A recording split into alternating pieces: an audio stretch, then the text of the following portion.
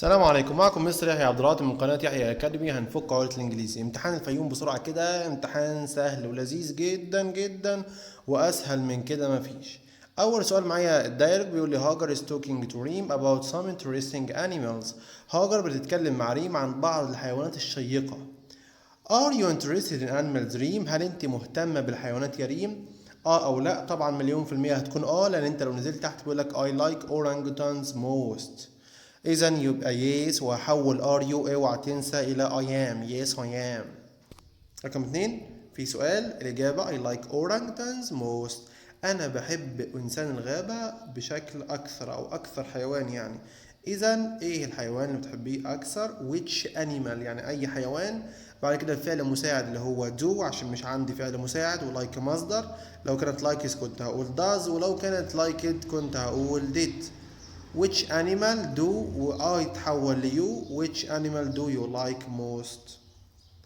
في سؤال بعد كده في رقم 3 they live in rainforests بيعيشوا في الغابات المطيرة. إذا أين يعيشون؟ where نفس الكلام، مش عندك فعل مساعد. live مصدر هتجيب do. where do they live؟ where do they live؟ بعد كده have you ever seen an orangutan؟ وعلامة استفهام طبعا يس او نو.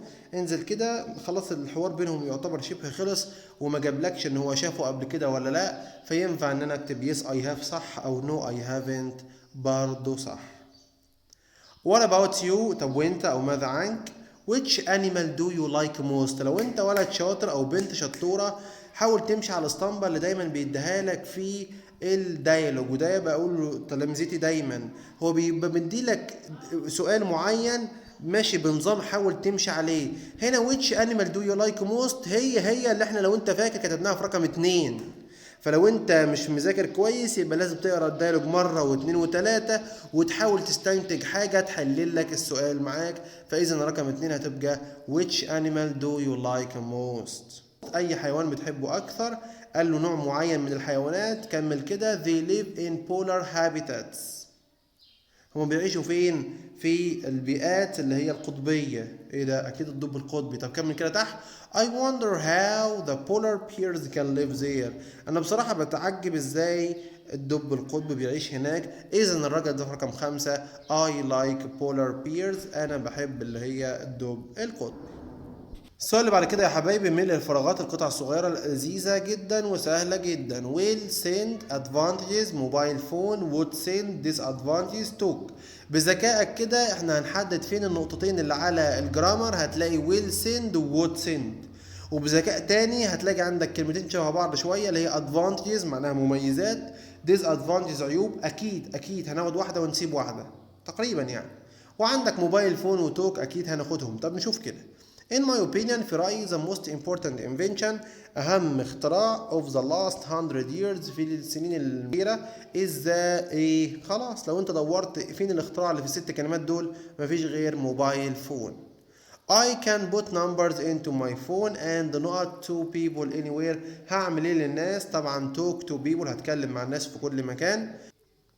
If I don't، if هنا بعدها مضارع بسيط اللي هو don't have time. I not a text message. إذا will والمصدر عشان دي حالة if الأولى will send. The not is that the cost of international calls can be expensive. دي ترجمة بقى. الميزة ولا العيب مش عارفين. شوف كده بيقول لك ايه؟ ان تكلفة المكالمات الدولية بتكون غالية. خلاص يبقى disadvantages ده المفروض عيب مش ميزة. السؤال اللي بعد كده يا حبايبي اللي هو القطعة الكبيرة، لذيذ جدا، عن الانرجي اللي هي الطاقة، وحلينا قطعة واثنين وثلاثة شبه دي بالملي بالظبط. طبعا عشان نحل صح لازم نقرا الأسئلة الأول، نحاول نترجمها، على أساس بعد كده نبص في القطعة ونحاول نطلع الأجوبة.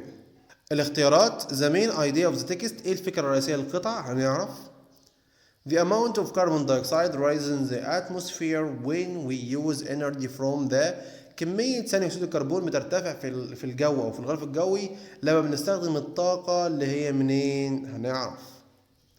R لو إن رقم 2 خد بالك دي مش محتاجة قطعة لو أنت ترجمتها صح. are two sources of non-renewable energy برضو رقم 3 مش محتاجة قطعة. 4. Infer why the sun, the wind, the water are friends to the environment. استنتج من القطعة ليه الشمس والرياح والمية أصدقاء للبيئة. رقم 5. In 2 sentences summarize the first paragraph in your own words. لخصت لي الفقرة الأولى في جملتين. It's necessary to use the solar energy. Give reasons. من الضروري ان احنا نستخدم الطاقة الشمسية. اديني اسباب. القطعة نقراها مع بعض واحدة واحدة ونترجم. Nothing can live without energy. مفيش حاجة تقدر تعيش من غير الطاقة. People, animals, الناس والحيوانات والنباتات محتاجين الطاقة عشان يعيشوا. كمان الماكينات محتاجة طاقة عشان تشتغل. Most of the energy we use still comes from fossil fuels. بيقول لي ان معظم الطاقة اللي احنا بنستخدمها ما زالت تأتي من الوقود الحفري زي الفحم وزي البترول وزي الغاز. كمان بيقول لك we call these واحنا بنسميه دول non-renewable forms of energy. دي مصادر او اشكال غير متجددة من الطاقة. يبقى كده احنا حلينا المثال اللي كان بيقول لك ان كول واويل من امثلة الطاقة طبعا non-renewable اللي هي غير متجددة. ليه كمان بنسميهم كده؟ بيقول لك because they are limited and expensive. محدودين وغاليين في نفس الوقت وهيجي لهم وقت ويخلصوا. The use of fuels increases the amount of carbon dioxide in the atmosphere and pollutes the environment. كمان بيقول لك استخدام الوقود بيزيد من كمية ثاني أكسيد الكربون في الجو ومش بس كده وبيلوث البيئة. Now water and wind are used to produce electricity. بنستخدم حاليا المياه والرياح في إنتاج الطاقة أو توليد الكهرباء. They are inexpensive. هم مش غاليين. clean وفي نفس الوقت طاقات نظيفة وصديقة للبيئة. and don't pollute the environment. لا تلوث البيئة.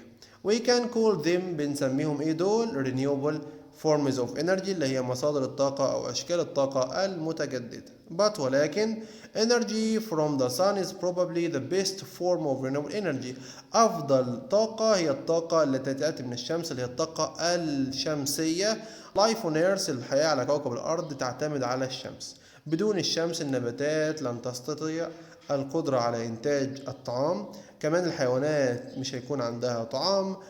وكمان الأرض ممكن تكون باردة. جوها دايما بارد على ما فيش شمس. وفي نفس الوقت and uninhabited وغير مأهولة بالسكان. يعني محدش هيسكن فيها زي باقي الكواكب.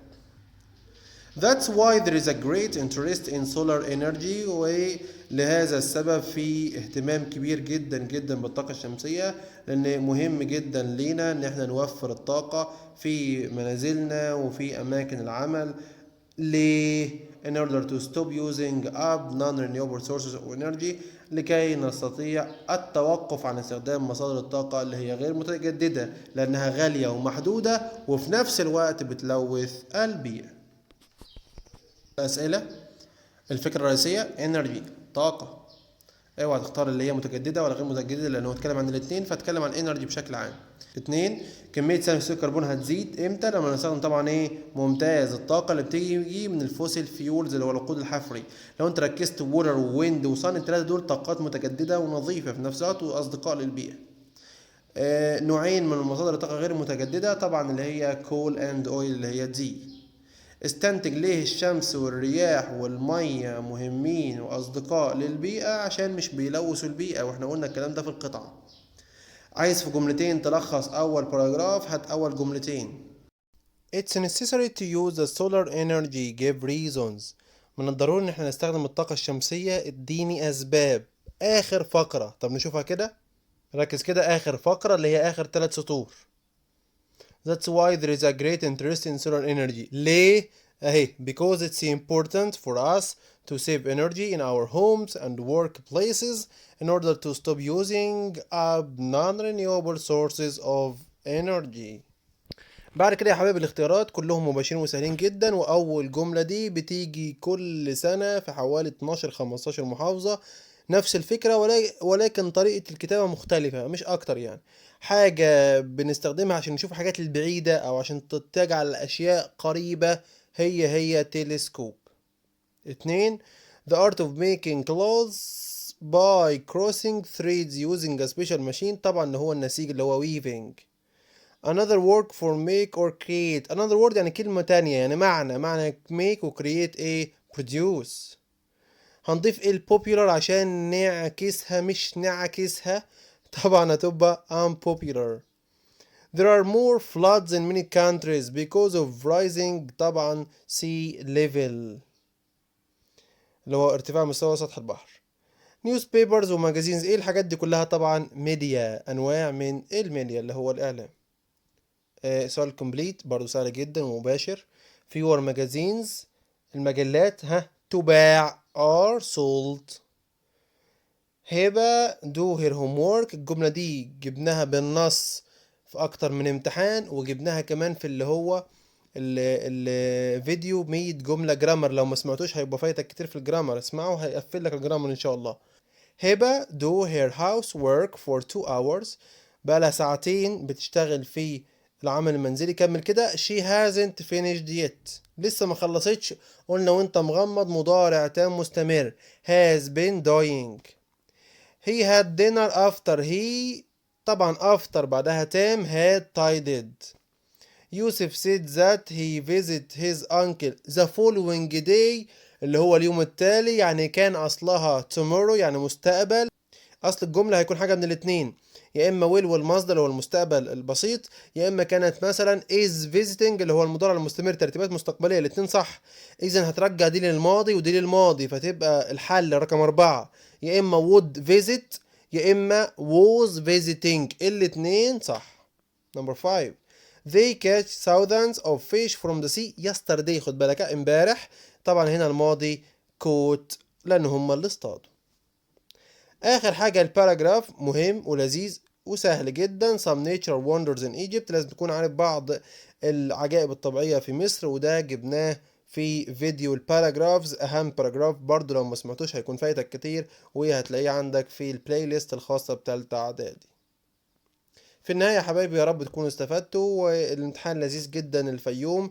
يا ريت اي حد من الفيوم يطمني عليه في الكومنتس، ولو اي حد تاني لسه برضو ما امتحنش وسمع الفيديو ده، امتحان لذيذ جدا وسهل، وربنا يبارك لأي حد بيسهل على الطلاب. اللهم علما ينتفع به، واشوفكم ان شاء الله في اللايف بعد الفيديو مباشرة. في امان الله، والسلام عليكم ورحمة الله وبركاته.